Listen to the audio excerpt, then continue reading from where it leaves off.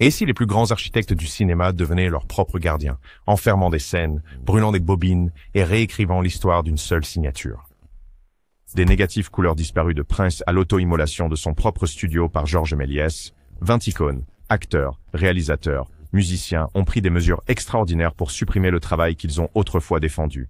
Leurs histoires révèlent un courant caché à Hollywood, où la vision artistique et la conviction personnelle se sont heurtées et où des chapitres entiers de l'histoire du cinéma ont sombré dans l'obscurité.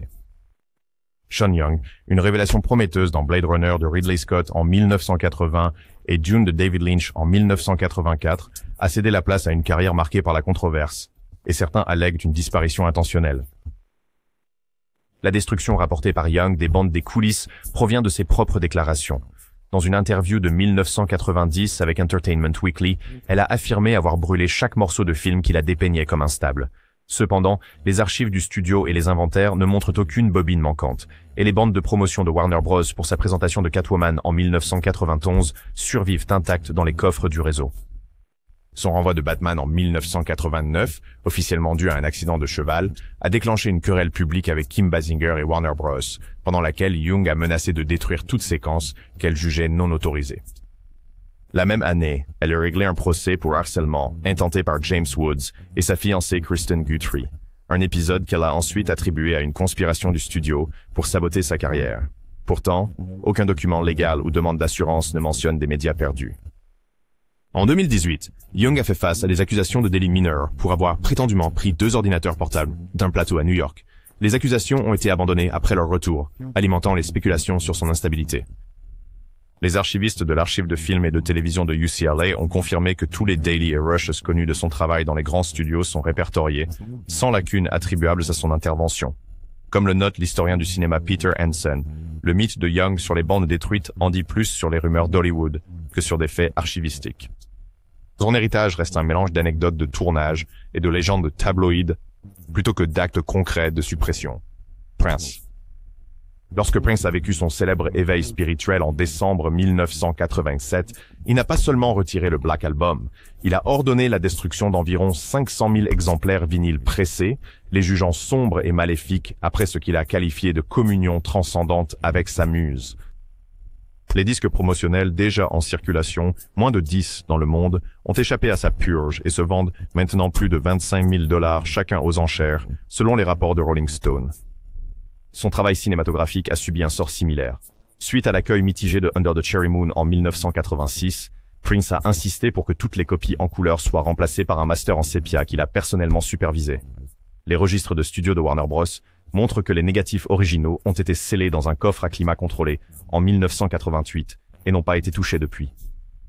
Les rétrospectives projettent occasionnellement une version en noir et blanc, approuvée en 1993 pour le London Film Festival, mais le négatif en couleur reste inaccessible, protégé par les protocoles de licence stricts de la Prince Estate, établis en 2017. Le biographe Per Nielsen décrit cela comme l'affirmation ultime de la propriété artistique, soulignant le perfectionnisme de Prince à travers les médiums. Malgré les pétitions des fans et les demandes d'archives soumises à la bibliothèque du Congrès, l'Estat a refusé toute diffusion publique supplémentaire. En conséquence, des prises non retenues importantes, telles que la séquence d'ouverture de 12 minutes et une fin alternative avec Carmen Electra, restent invisibles, enfermées derrière une porte de coffre-fort que seul Prince a jamais ouverte. Brigitte Bardot. En prenant sa retraite en 1973 à l'âge de 39 ans, Brigitte Bardot a effectivement figé une grande partie de son héritage cinématographique. Connue pour défier les exigences des studios, elle a refusé d'autoriser des éditions vidéo domestiques non coupées de Et Dieu. Créée à la femme en 1956, ce qui a poussé les distributeurs américains à proposer uniquement une version fortement censurée de 82 minutes, sous la menace d'une action en justice. Les documents de la cour française révèlent que le père de Bardot, Louis, a poursuivi pour le retrait des photos promotionnelles indécentes de Manina, fille sans voile, en 1952, bien que l'injonction ait été annulée en 1954 pour des raisons liées au premier amendement. Le militantisme de Bardot pour les droits des animaux a encore renforcé le contrôle. Toute réédition proposée devait passer devant son comité personnel de révision qui exigeait des coupures des scènes jugées gratuites ou exploitantes. En conséquence, seuls 12 de ces 47 longs métrages apparaissent aujourd'hui sur les plateformes de streaming, chacun étant modifié pour se conformer à ces stipulations. En 1982, elle a réussi à bloquer une rétrospective sur Channel 4 en invoquant son droit d'être F. oublié en vertu des lois françaises sur la vie privée. Une initiative sans précédent qui a laissé de nombreux premiers films de carrière inexaminés par les chercheurs. Le gestionnaire de patrimoine Richard Baquelion confirme que les négatifs originaux restent stockés dans le coffre de Gaumont à Saint-Rémy-lès-Chevreuse, mais aucun tirage non coupé n'a circulé depuis 1975. La décision de Bardot de geler plutôt que de détruire a créé une aura de rareté. Les cinéphiles voyagent à des rétrospectives privées à Paris et à Rome pour apercevoir des copies restaurées en 35 mm, tandis que le grand public doit se contenter d'éditions numériques tronquées. Grace Jones. En 1982, Grace Jones a capturé sa présence scénique électrisante pour One Man Show, un film de concert tourné en Betacam SP que Jones a ensuite jugé trop brut pour la postérité et a retenu de la sortie sur VHS ou DVD. La bande maîtresse originale de 90 minutes reste enfermée dans un coffre à Paris, accessible uniquement au manager de longue date de Jones, Jean-Paul Goud. Les tentatives de Polygram en 1995 et d'Aslan Records en 2005 pour remasteriser les images ont été repoussées car Jones insistait pour superviser tout transfert numérique. Son documentaire de 2017, Bloodlight and Bammy, réalisé par Sophie Fienne, illustre l'étendue de son contrôle. Aucun extrait d'archives antérieur à 1980 ne figure, obligeant le film à se reposer entièrement sur des séquences contemporaines tournées en Jamaïque et à Londres. Le contrat de Jones stipulait que toute utilisation de matériel antérieur à 1980 nécessitait son consentement écrit, une clause qui reste en vigueur. Les anthologies de vidéoclips excluent souvent ses premières œuvres pour Island Records, y compris le clip pionnier de Warm Leatherette en 1980, qui ne survit que sur des cassettes VHS de collectionneurs. Dans des interviews avec The Guardian, Jones a qualifié ses omissions de sacrifices nécessaires pour protéger son image. Bien que ses rôles dans les films Conan le Destructeur en 1984 et Dangereusement Vôtre en 1985 circulent librement, des centaines de prises ratées documentant ses répétitions et séances photos sont scellées sous des dispositions de propriété intellectuelle qui s'étendent à 70 ans après sa mort. Shelley Duvall. L'interprétation de Shelley Duvall dans le rôle de Wendy Torrance dans The Shining de Stanley Kubrick en 1980 était tellement intense qu'elle a ensuite décrit le tournage comme éprouvant, ce qui l'a poussée à éviter presque toute la publicité liée. Les Warner Bros. Ont compilé un making-of de 33 minutes de The Shining, tourné par la fille de Kubrick, Vivian. Le studio a retenu l'intégralité des séquences coupées jusqu'en 2002, lorsqu'une sortie limitée en DVD a inclus seulement 6 minutes de scènes supprimées. Duvall a refusé de participer aux commentaires du DVD, insistant sur le fait que revisiter ses souvenirs ne servait à personne lors de son interview en 2003 avec le Los Angeles Times. Dans les coulisses, Kubrick avait tourné plus de 100 heures de répétition sur film 16 mm. Selon l'archiviste Michael Lasky, ces bobines ont été détruites au milieu des années 1880 pendant une réorganisation des archives du studio, prétendument sur ordre de Kubrick, pour maintenir l'aura de mystère du film. L'agent de Duvall a confirmé en 2015 qu'elle a bloqué toute demande pour ces rushs, même de la part de documentaristes renommés. En conséquence, les chercheurs s'appuient sur les films personnels en Super 8 de Vivian Kubrick, désormais conservés à l'Institut britannique du film, pour étudier le processus de performance de Duvall. Le retrait de Duvall a transformé le silence en une forme de suppression. En refusant les interviews, les commentaires ou l'accès aux archives, elle a fait en sorte que seule la version cinématographique et quelques extras des DVD définissent son héritage dans The Shining. Les fans continuent de demander à Warner Bros. La sortie complète des prises ratées, mais le veto explicite de Duvall reste absolu. Dave Chappelle. Lorsque Dave Chappelle a quitté Chappelle's Show en juin 2005, il n'a pas simplement démissionné. Il a effectivement enterré un trésor d'inédits.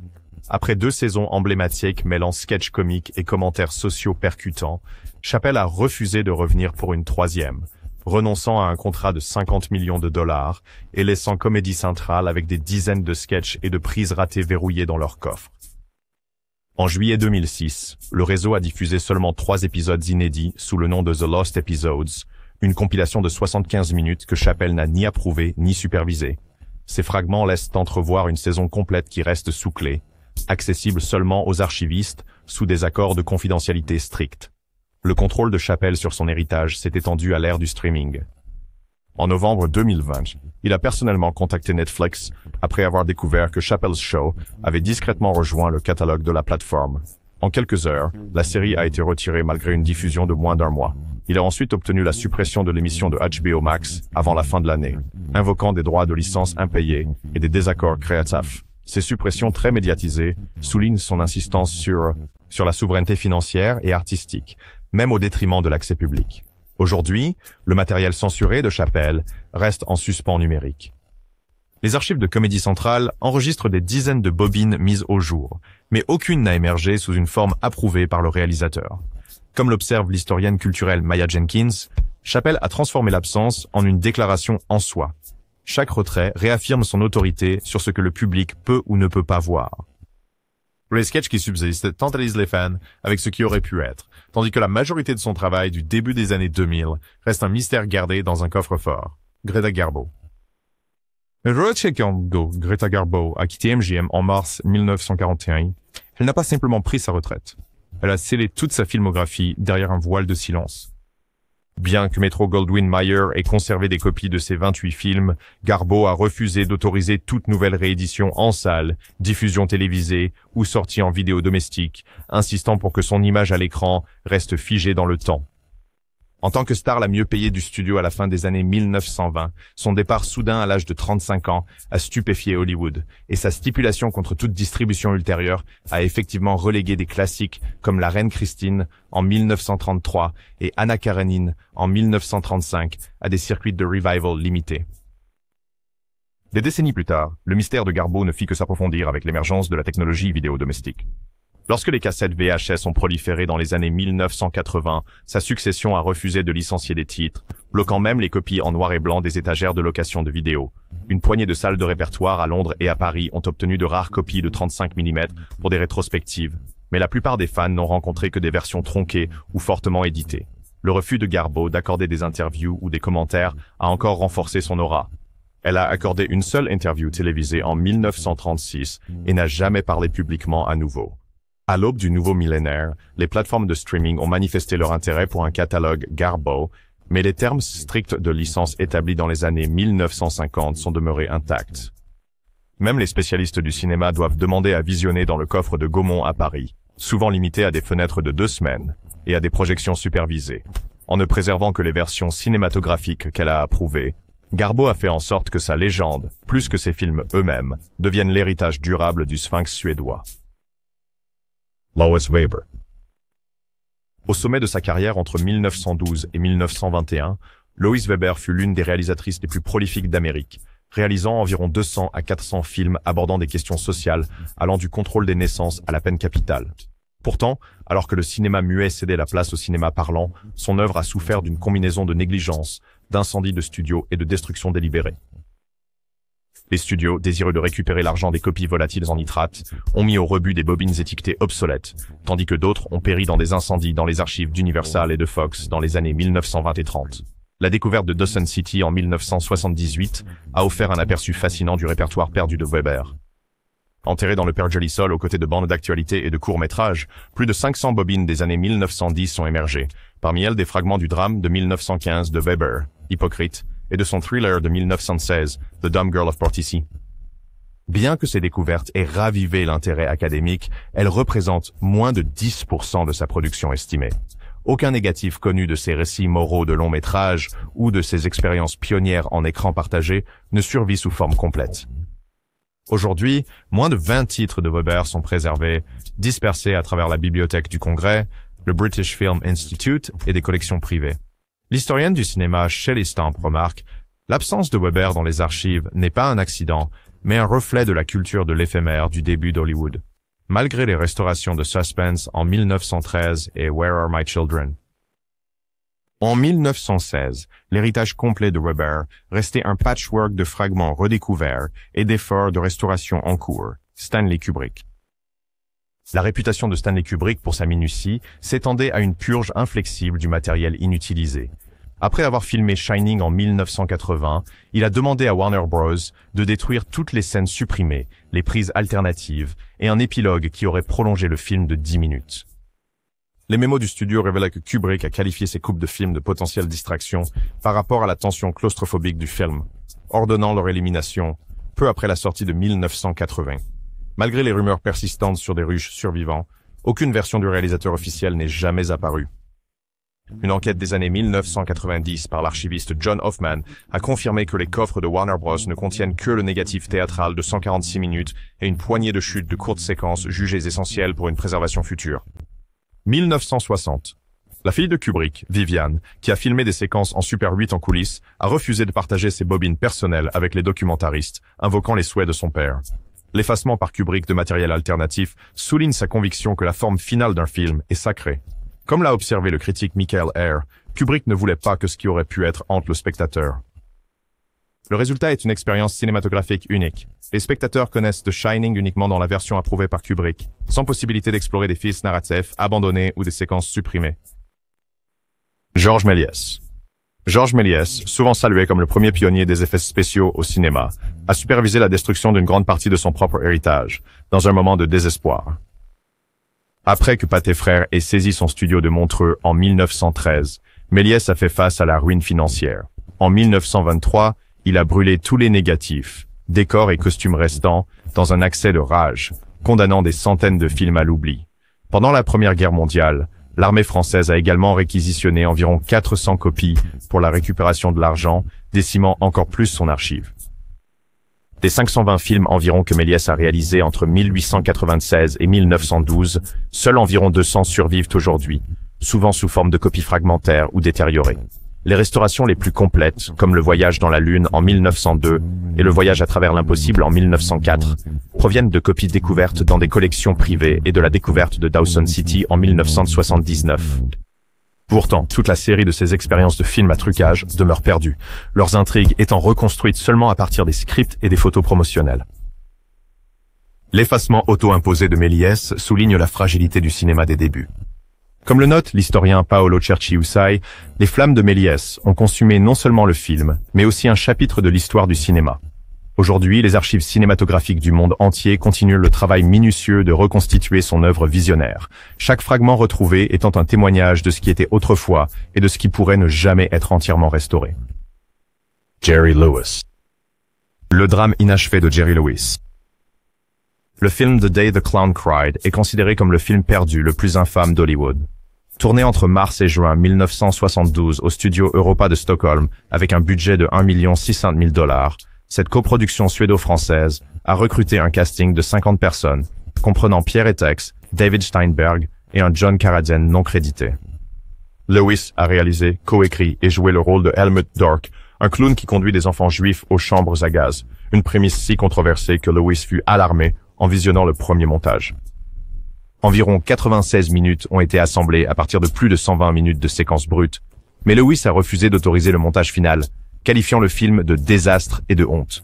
Il aurait poursuivi en justice les membres de l'équipe qui ont tenté de projeter les rushs, et tous les copies de travail connues, moins de 10, ont été enfermées dans son coffre personnel, inaccessible aux studios ou aux programmateurs de festivals. Lorsque Lewis a légué ses archives de sa fondation en 2017, les matériaux sont restés scellés, soumis à des accords de confidentialité stricts interdisant toute projection publique. L'intérêt a refait surface au début de 2024, lorsque la Bibliothèque du Congrès a accordé à certains chercheurs l'accès pour visionner un seul tirage de travail de 35 mm sous supervision. Cependant, aucune exposition publique n'a été autorisée. Un documentaire de 2024, From Darkness to Light, a interviewé Mel Brooks, Martin Scorsese et les membres d'équipage survivants, mais c'est uniquement appuyé sur des photos promotionnelles et des descriptions de seconde main, soulignant l'invisibilité continue du film. Les collectionneurs et archivistes examinent en détail les scénarios, les photos de production et les notes manuscrites de Lewis dans l'espoir de reconstituer des scènes manquantes. Des rumeurs sur un négatif complet caché dans un coffre en Suisse persistent, mais aucune preuve crédible n'a émergé. Comme l'historienne Claudia Reed l'observe, le jour où le clown pleura existe plus comme une légende que comme un film, une histoire de fantôme d'un film qui a osé s'aventurer en territoire interdit. Le destin du film reste lié à l'ambivalence de Lewis, enfermé loin de l'histoire et destiné à hanter les archives plutôt que les écrans. Charlie Chaplin. Le contrôle méticuleux de Charlie Chaplin sur son héritage l'a conduit à effacer des parties importantes de ses premières œuvres. En 1926, confronté à un impôt de retard d'1 million de $, Chaplin a choisi de détruire le négatif et toutes les copies connues de son film The United Artists, A Woman of the Sea, réalisé par Joseph von Sternberg mais produit sous la bannière de Chaplin. Cette radiation a condamné le film à l'oubli. Pendant ses années chez Mutual Film, entre 1916 et 1917, Chaplin a de même ordonné la destruction des prises ratées et des plans alternatifs jugés inadaptés pour le public familial, craignant qu'il ne ternisse son personnage de vagabond. Malgré les efforts de Chaplin, des fragments de ces matériaux perdus ont refait surface.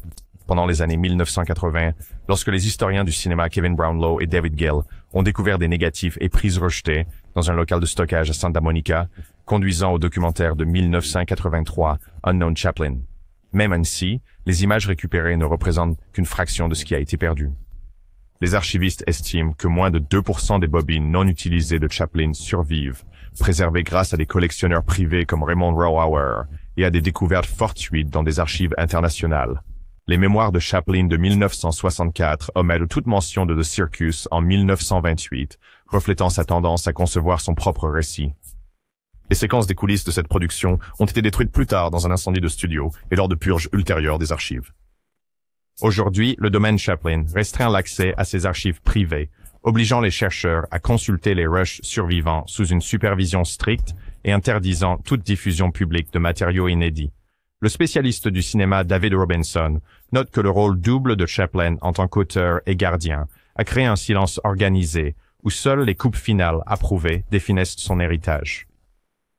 Les fragments qui subsistent, gags, prises de répétition et storyboards tronqués, offrent des aperçus fascinants du processus créatif de Chaplin. Pourtant, la grande majorité de ses premières expériences reste enfouie, témoignage à la fois de son génie et de son obsession pour contrôler son image. Howard Hughes. Le perfectionnisme de Howard Hughes a nourri à la fois la notoriété légendaire de The Outlaw et sa longue suppression. Après avoir assumé les fonctions de réalisateur à la place de Howard Hawks en 1941, Hughes a achevé une version de 123 minutes mettant en vedette la performance audacieuse de Jane Russell. Lorsque l'administration du code de production a refusé la certification en raison de sa campagne publicitaire provocante, Hughes a ordonné le rappel et le remontage de toutes les copies existantes. Il a ensuite livré une version de 117 minutes en 1947 et une version en noir et blanc en 1950, chaque fois en entreposant le négatif non altéré dans un coffre privé à l'hôtel Beverly Hills, inaccessible même au cadre du studio. Les exigences de la PCA et l'indécision de Hughes ont conduit à de multiples sorties retardées.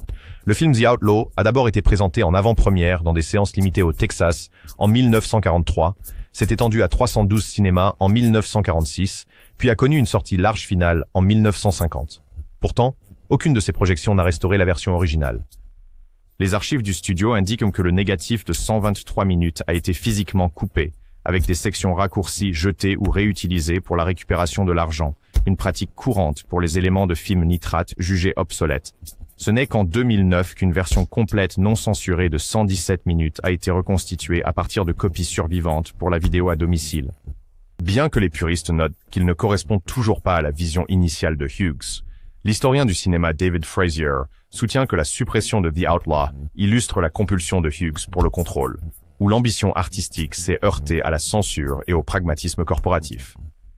Aujourd'hui, les cinéphiles recherchent des copies de collection en 16 mm et des notes de studio pour reconstituer l'évolution du film, mais le montage original de 123 minutes de Hughes reste l'un des artefacts les plus insaisissables d'Hollywood.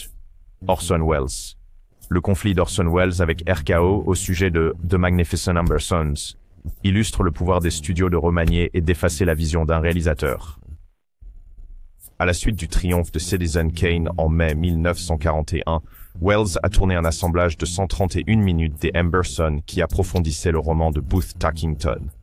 De mauvais essais ont poussé RKO à le remonter à 88 minutes en janvier 1942, ajoutant une fin heureuse imposée par le studio sans le consentement de Welles. Welles était au Brésil en train de filmer Journey into Fear quand il a appris les coupes drastiques, et ses notes détaillées sur la restauration ont été ignorées, car le studio a détruit les bobines excisées peu de temps après. Pendant des décennies, les cinéphiles ont cherché les séquences manquantes. En 1991, l'historien du cinéma Richard Wilson a découvert 25 minutes de prises ratées et de scènes alternatives dans un coffre de RKO, permettant une reconstruction partielle qui a restauré le caractère, les motivations et la profondeur narrative perdues dans la version en salle. Pourtant, cet effort n'a récupéré que des fragments. Des scènes clés comme la confrontation de George Amberson Minifer avec Eugene Morgan et la longue séquence de maladie d'Isabelle Amberson restent absentes. Welles lui-même n'a jamais repris le contrôle du film. Les rétrospectives ultérieures se basent sur la version tronquée de 88 minutes, conservant les modifications de RKO comme le montage canonique de facto. Comme le constate le chercheur James Naramore, Ambersons persiste comme un palimpseste de l'ambition de Wells et des impératifs commerciaux d'Hollywood. Les images perdues du film symbolisent à la fois la fragilité de l'art cinématographique et la quête persistante pour retrouver l'intention originale d'un réalisateur, Leni Riefenstahl. Le triomphe de la volonté de Leni Riefenstahl, en 1935, reste l'un des films de propagande les plus puissants et les plus censurés du cinéma. Commandé par Adolf Hitler pour documenter le rassemblement de Nuremberg de 1934, Riefenstahl a utilisé plus de 30 caméras, des prises de vue aériennes novatrices et des techniques de caméra en mouvement qui ont révolutionné le langage cinématographique. Après la défaite de l'Allemagne en 1945, les Alliés ont interdit le film sous l'ordre numéro 4 de la Commission alliée de contrôle, le classant comme de la propagande nazie interdite. Il est resté sur la liste tripartite des films interdits en Allemagne de l'Ouest jusqu'à son retrait en 1955, gelant effectivement l'accès public pendant une décennie. Les documentaires olympiques de Riefenstahl, Olympia première partie, Fête des Nations, et Olympia deuxième partie, Fête de la beauté, ont fait face à une suppression similaire. Bien que sortis en 1938, ils ont été retirés de la circulation en 1945 et n'ont refait surface qu'en 1958, remontés par Riefenstahl elle-même pour éliminer les références nazies évidentes et recontextualiser les films en épopée sportive. Même après sa réhabilitation légale, Riefenstahl contrôlait strictement les projections, ne concédant les droits des films que pour des contextes académiques ou muséaux sous des conditions strictes. Elle a refusé les diffusions télévisées dans les années 1960 et bloqué les éditions en vidéo domestique dans les années 1980, insistant sur la protection du registre historique tout en niant tout contexte au-delà de son propre commentaire. L'historienne du cinéma, Antje Eman, note que les efforts de Riefenstahl après la guerre pour récupérer son héritage ont transformé la suppression en stratégie. En contrôlant l'accès, elle a gardé son œuvre vivante mais inaccessible, un point de discorde perpétuel dans les débats sur l'art, la propagande et la censure. David Lynch. La relation de David Lynch avec Dune en 1984 est définie autant par l'absence que par ce qui apparaît à l'écran. Chargé d'adapter le roman dense de Frank Herbert, Lynch a livré une version préliminaire qui durait apparemment entre 4 et 5 heures, bien au-delà des 2 heures imposées par le studio. Selon les participants dans la salle de montage de Lynch, plusieurs versions duraient entre 240 et 300 minutes avant que Universal Pictures n'intervienne, exigeant des réductions drastiques pour rationaliser les fils narratifs et les séquences d'effets spéciaux. Désenchanté par la version finale présentée en salle, qu'il jugeait manquer de cohérence et de profondeur des personnages, Lynch a publiquement renié le film, refusant toute opportunité ultérieure de sortir une version du réalisateur. Lors d'entretiens autour du 40e anniversaire du film, Lynch a réitéré qu'il n'avait jamais vu Dune tel qu'il avait été diffusé, déplorant que des pressions contractuelles et financières l'aient forcé à renoncer au contrôle créatif. Malgré les pétitions des fans et les demandes d'archives, Universal affirme que les négatifs originaux sont enfermés dans des conditions de coffre-fort, accessibles seulement à une poignée de conservateurs sous des accords de non-divulgation stricts. Le résultat est un mythe partiel. Les cinéphiles débattent de l'existence de la vision complète de Lynch, tandis que les archivistes confirment que des dizaines de scènes supprimées et de prises alternatives restent stockées dans des bobines climatisées aux archives de Universal. Comme le remarque la chercheuse Marcia Bradshaw, le Dune de Lynch vit 2 fois, une fois dans la version théâtrale et une autre dans l'imagination collective de ce qui aurait pu être. Aujourd'hui, la seule édition autorisée est la version théâtrale de 137 minutes. Toutes les tentatives pour découvrir une version plus longue ont été repoussées, scellant Dune comme l'un des couples du réalisateur les plus fascinants du cinéma moderne. Michael Cimino. La Porte du Paradis de Michael Cimino, sorti en 1980, reste synonyme d'ambition épique et de réaction négative des studios. Initialement présenté comme un montage de 325 minutes aux dirigeants de United Artists, assemblé à partir de plus de 200 heures de rush, le film a été immédiatement jugé excessif et non commercial, et retiré après seulement une semaine en salle. United Artists a exigé une version réduite, et Cimino a supervisé à contre-cœur un nouveau montage, ramené à 219 minutes pour la sortie en salle de 1981. Pourtant, même cette version n'a pas duré longtemps. Le studio a imposé une nouvelle coupe à 149 minutes, la seule version qui ait atteint un large public. Les 176 minutes exclues de la vision originale de Cimino n'ont pas été archivées mais détruites. Les mémos du studio révèlent que les coupes négatives ont été physiquement retirées du master et recyclées pour la récupération de l'argent, une pratique courante pour les éléments de film à base de nitrate jugés obsolètes. Des fragments survivants ont émergé sporadiquement dans des collections privées, notamment une bobine de 45 minutes présentée lors d'un symposium de films western en 2017. Mais ces extraits n'offrent que des aperçus alléchants de l'ampleur narrative voulue par Cimino, qui comprenait selon les rapports des séquences étendues sur les difficultés des immigrants et des montages de la faune. Tourné dans le Montana. La spécialiste de l'histoire du cinéma Linda Bergstrom décrit Heaven's Gate comme le conte ultime de mise en garde contre les excès de réalisateurs, où la destruction de la version longue a effacé non seulement l'art de Cimino, mais aussi un chapitre crucial du cinéma d'auteur américain. La restauration de 219 minutes de The Criterion Collection, tirée des copies théâtrales survivantes, reste l'approximation la plus proche du travail de Cimino, mais les chercheurs continuent à plaider pour une reconstruction numérique basée sur des photos de production et des journaux d'édition. Sans le négatif original, cependant, l'épopée complète de 5h30 de Cimino n'existe que dans la mémoire et la documentation. Erich von Stroheim. La cupidité d'Erich von Stroheim en 1924 est souvent citée comme la victime éditoriale la plus tragique du cinéma. Commandée comme une adaptation fidèle du roman Mactig de Frank Norris, von Stroheim a réalisé une version estimée à 9 à 10 heures, utilisant plusieurs caméras et des éclairages naturels méticuleux pour capturer chaque nuance du paysage austère de la vallée de la mort. Cependant, les dirigeants de MGM ont rechigné face à sa longueur et son ton, ordonnant une réduction drastique à 140 minutes pour sa première en 1924. Les 7 à 8 heures restantes de métrage ont été consignées dans des coffres, puis brûlées dans les années 1930 pour récupérer l'argent des pellicules nitrates, un sort confirmé par les registres du studio et la correspondance des archives de MGM. Les éléments survivants de la vision originale de von Stroheim ont été minutieusement reconstruits. Dans les années 1990, le spécialiste du cinéma Hermann Zevenborg a mis au jour des scripts de continuité de montage et des photos de production permettant une reconstruction de 4 heures qui mélange des séquences existantes avec des images fixes et des intertitres pour approcher les séquences perdues. Cette version, projetée au Museum of Modern Art en 2012, a révélé des fils narratifs supprimés de la version théâtrale, notamment le prolongement du climax au tribunal et la descente obsessive de Trina dans la folie. Malgré ces efforts, moins de 25% des séquences originales survivent, dispersées dans des archives à New York, Paris et des collections privées. Comme le note l'archiviste Simone Beaulieu, la tragédie de Greed est double. L'ambition épique de von Stroheim et le pragmatisme impitoyable du studio se sont combinés pour effacer ce qui aurait pu être le plus grand film muet jamais réalisé. Aujourd'hui, Greed perdure à la fois comme un chef-d'œuvre du cinéma muet et une mise en garde sur la fragilité de la préservation des films. Walt Disney. En 1946, Walt Disney a sorti Song of the South, un long-métrage hybride d'action réelle et d'animation destiné à présenter le folklore du Sud à travers le prisme des contes de l'oncle Remus. Bien que le film ait initialement réussi, rapportant 65 millions de dollars dans le monde entier contre un budget de 2 millions de dollars, sa représentation de la vie dans les plantations a suscité de plus en plus de critiques pendant l'ère des droits civiques. La réponse de Disney n'a pas été de rééditer, mais de supprimer. Après ces dernières rééditions théâtrales autorisées en 1986, le studio a placé Song of the South dans le coffre de Disney, refusant toutes les sorties vidéo à domicile ou en streaming aux États-Unis. Le retrait volontaire de Disney contraste avec des interdictions totales.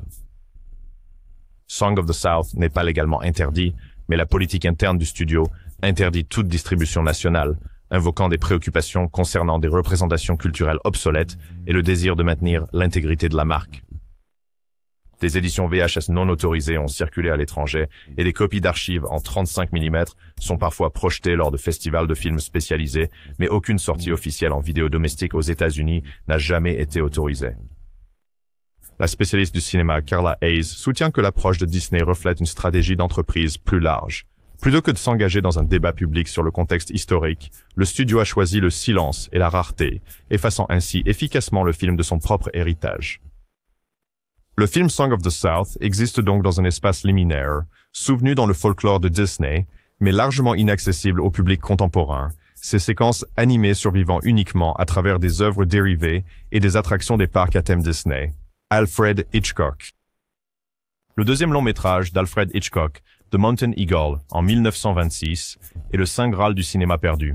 Tourné en Angleterre avec un budget de $3000, le mélodrame mettait en vedette Nita Naylor et Percy Marmon, et comprenait des tournages en extérieur dans les Alpes bavaroises, éléments confirmés par des photos de tournage et des critiques commerciales de l'époque.